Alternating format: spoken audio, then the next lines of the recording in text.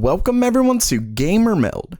Today, Intel is promising some seriously powerful upgrades, but there's an update coming out that stops you from overclocking, and Microsoft's next-gen Xbox was announced. Okay, it's news time, and first up for today, during this year's IEDM, Intel revealed a new roadmap, and as you can see, it actually puts the company back on their TikTok-style upgrade path. For those who don't know, Intel used to do a node shrink every other year with an optimization phase in between. Then in 2016, they introduced their new other stuff talkish phase, or as Intel calls it, their process architecture optimization model. Okay, it hasn't been that bad, but Intel has had some very clear issues with their 10nm process. With that said, it is nice to see the company is ready to get serious again. Of course, that's the power of competition.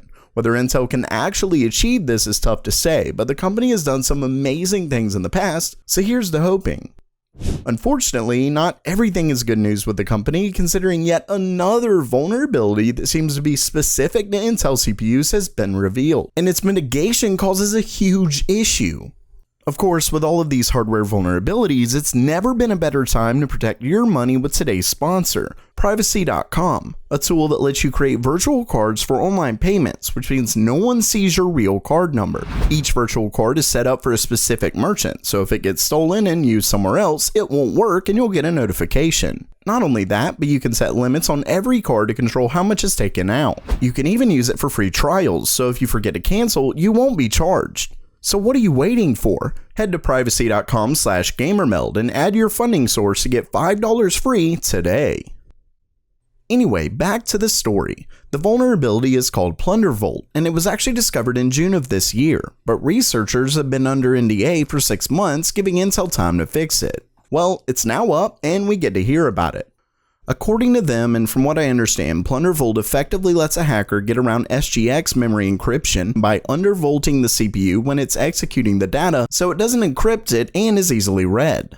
What's worse is that it affects CPUs from Intel's 6th gen to their 10th. Fortunately, it does require root access since the hacker has to change the voltage, but it's still an issue, and it doesn't require physical access to the server or PC. Currently, Intel is working with motherboard vendors to release BIOS updates for the mitigation, but that's where a major issue comes in.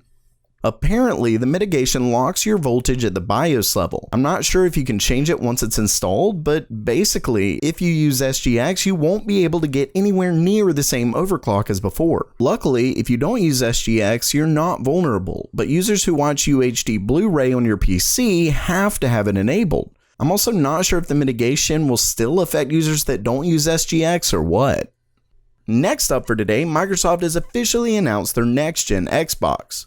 It's called the Xbox Series X, and besides the obvious confusion with the Xbox One X, it looks, it's a box. I don't even know what to say. I guess some people like the way it looks, but there it is. Really, the one thing I don't get is why it's so clearly meant to be placed vertically. I mean, don't most people put consoles under their TV? Anyway, all that aside, let's talk about specs. While Microsoft didn't give any real specifics like number of GPU cores or anything like that, they did state in their press release that the new Xbox is, quote, 4 times faster than the Xbox One X. And I've got to say that's honestly impressive. The Xbox One X doesn't exactly come packed with the most powerful GPU, but it's still relevant enough. They're also promising 4K at 60 FPS and the potential to go as high as 120 FPS, as well as support for variable refresh rate and 8K capability. We'll have to wait for specifics to really talk power definitively. They also discussed the fact that the new Series X supports every past generation of Xbox games, which is always a plus for a new console. Along with the unveil, Microsoft announced a revised wireless controller plus the first Xbox Series X game, Senua's Saga Hellblade 2, I believe I pronounced that right, and the graphics are definitely a testament to the new console's capability. While we don't have a price yet, Microsoft has committed to a holiday 2020 timeframe, which is around what the leak suggested. We'll just have to wait and see what Sony has up their sleeve for the PlayStation 5. So while that does it for today, what did you think of the news? Excited for a new Xbox or worried your overclock is about to be voided? Let me know down in the comments below, and don't forget to check out privacy.com. And as always, have a great day.